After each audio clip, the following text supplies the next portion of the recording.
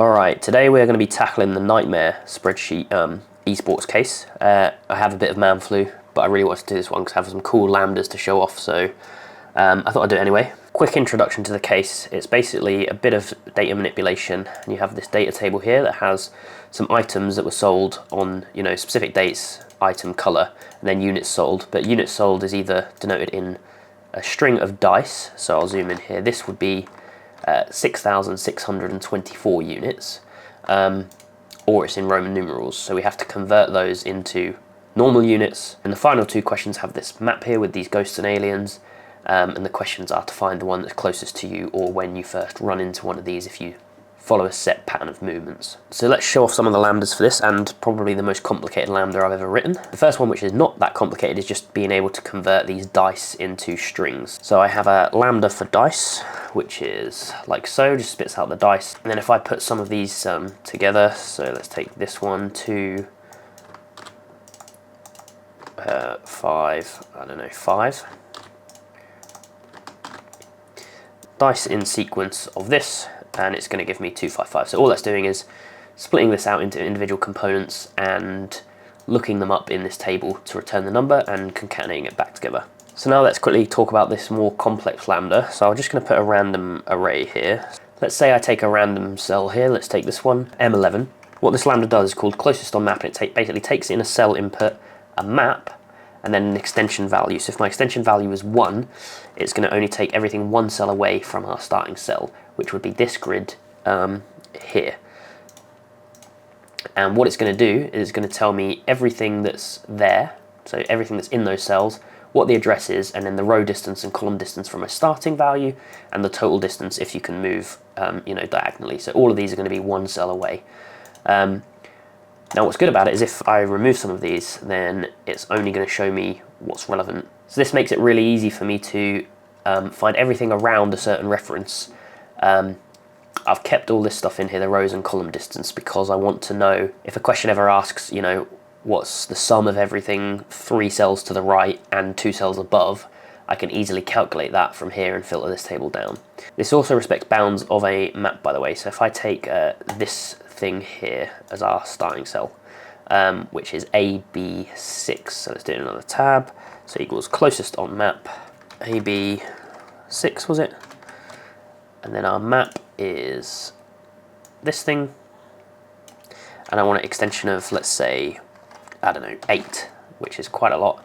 It's going to give me everything that's within 8 cells of that. It's not going to give me anything out here because it's past the bounds of the map. So let's just reduce this to only 3 cells away.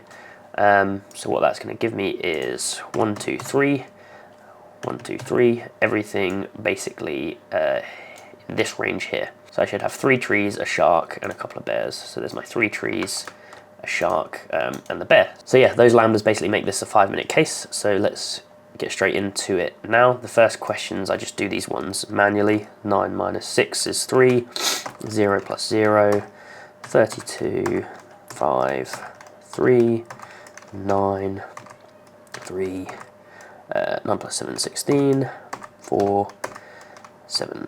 Okay, and then one of the bonuses here is what's the largest answer here, so it's question 3. And then for this one, we're just substituting out all of the specified characters, so that's literally what an Excel formula does, called substitute. So I want to substitute this text, this character, and the new character is just a blank. So that was nice and easy. This one, converting from Roman numerals, again is a native Excel function, so it's called Arabic. You also have Roman if you want to convert from normal numbers into Roman numerals. One of the bonuses is also to find the biggest answer here, which is 39, so that's the next bonus, 39. And then we want to find the first date that this item was sold, so blinks in orange. So the easiest way to do this is just to create equals the item and slash and the color. Then we have all of our combinations there. And then what we can do is say filter this dates for where this equals this, and then we want the minimum of all those dates. So that's that. These cells are actually merged, if you notice, which can make the case harder if you try to do your workings out here because these cells are not merged, but if you do it in one cell, then it's fine. Next, we want to know the total units sold for the following combinations. So this is where we want to convert all these to normal numbers. So first I'm going to do the Roman numerals. Let's convert those. So I'm going to say equals Arabic of that. And what I'm going to do is I'm going to get an error wherever it's not a Roman numeral. So I'm going to say if error 0. And then I'm going to do the dice. So I'm going to say, this is the lambda I showed earlier, dice in sequence of that. I'm also going to do the if error.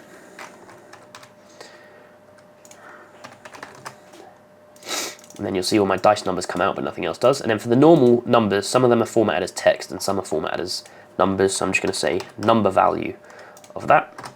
And I'll call this normal. And again, an if error, which will remove the others. So then we can total those all up.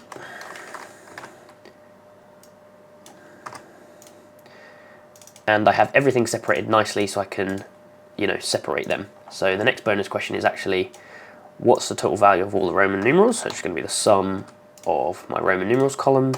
And then what's the total of all items is the sum of all of these. Okay, finally, we want to know the sum of all of the values. So this is now very simple. Sum ifs, the total, where the combination is this. Then we get into the map stuff. So this is moving around a map, which I explained how to do this with a nice lambda in the doggy daycare video. So let's make a model for this one. Example 6. And this is from G to CS. G to CS. And I'm just going to pull in my aliens and ghosts here so I have a picture of them. So let's 2col this, and then we want to go equals that, and then we want to say move on map from this cell with this arrow, and this is where we're going to end up. And then I want to know what's in those cells, so that's indirect of void and the cell address. Drag that down, and then I'm going to say if any of these, so if or that equals alien, or that equals a ghost, then 1, otherwise 0. And then the question is asking what turn number do we hit either an alien or a ghost. So here it's going to be this one, so where that hits a 1. So that's just going to be x match 1 in this array. So 7, which matches the example. We can then just pull our question numbers out. And that move on map lambda has come up so many times now that it just makes sense to have it. So those are the answers there.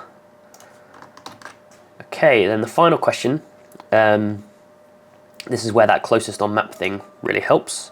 So example 7.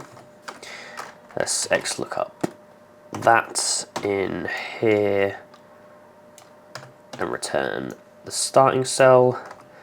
And then I'm going to say equals closest on map, this cell address, this map, and my extension, let's go with 6 for now. So it's going to give me everything 6 cells away. I'm going to change these formats to automatic as well. And then, because my lambda setup, so this is always, the closest thing is listed first. So this is, what's in the cell address, the row distance, column distance, and the total distance, which is the maximum value of the absolute of those. So now I can just say equals this cell. And this lambda is actually pretty quick considering how many volatile functions are underneath it. Let's data table it. And that's all of our answers. And then the bonus question is asking how many times was an alien the closest. So I can just do equals indirect of void and the cell address. I could have also you know, done another data table for this because I have all the information here in my Lambda. And then what did we want to know? How many times an alien was closest? So count if, so we want that array, and when it's an alien, which is 8.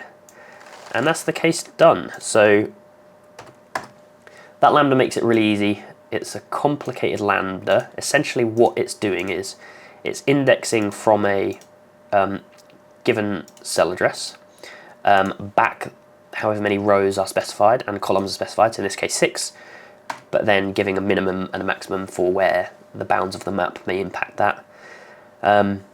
It's then just pulling those into a table, calling it, pulling the addresses out, and then it's doing whatever that address is minus our start address to, you know, formulate the rest of these columns.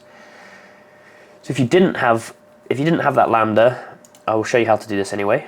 And it's the same approach, it's just the longhand version. So what I would want to do is I would want to say equals col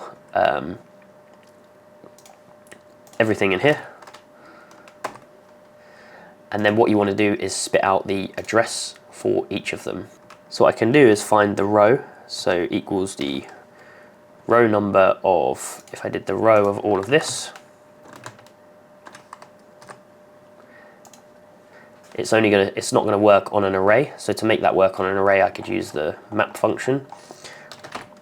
So I could say map, the array is the entirety of the void, and then the Lambda is the array and the row of the item in the array.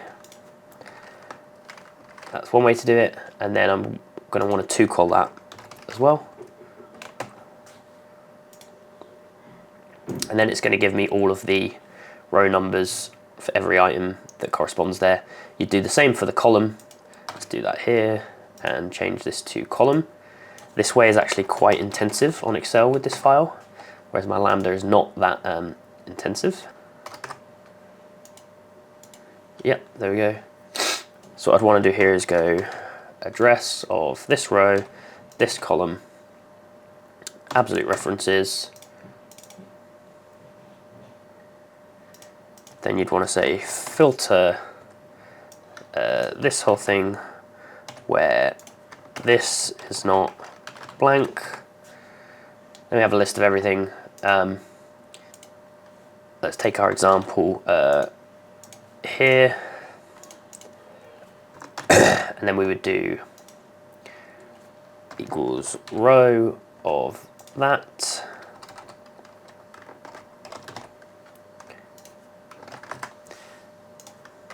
column of indirect of that,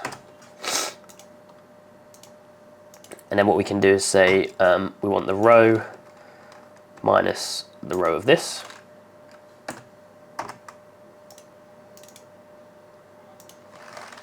They want the column minus the column of this. Then we want to do the maximum of the absolute value of both of those. So that should come out to 197. They want to XLOOKUP anything below 0 because we've got all absolutes in here in this thing, and give us the cell addresses. And that should give us the, you can see how slow this method is. I need to do exact match on next larger item. And you see that gives us DK200, which is the correct answer for the example. So you do that with the data table if you were doing this the longhand way. So call everything in the map, find your rows, find your columns. You can do this in another way without map if map's a bit complex. And yeah, that's essentially doing the same thing as my Lambda, but the Lambda is way more efficient. The reason it's more efficient is because the first part of the Lambda is just indexing a map by, you know, the specified extension, and then I'm only working on that small array of things in the rest of the Lambda. So yeah, I hope that was interesting. Very quick solve here. So subscribe if it was, and I'll see you next time.